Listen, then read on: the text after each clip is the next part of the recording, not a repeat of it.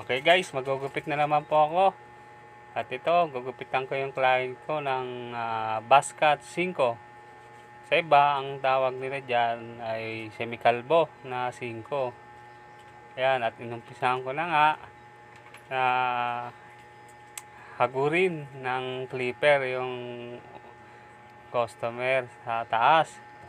Inuna ko siya sa may sa may noo. Papunta doon sa likod. Yan.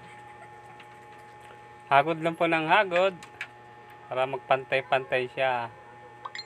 Yan. Saktong diin lang po. Hindi naman masyadong madiin. Kasi mamaya masaktan niyang customer. Magagalit yan. Sakto lang na diin. Yan. Paikot po ang paghagod ko niyan. Pagkatapos sa may top, sa may bandang side-side naman. Tapos sa likod, side sa may likod. Yan. Hagod lang ng hagod.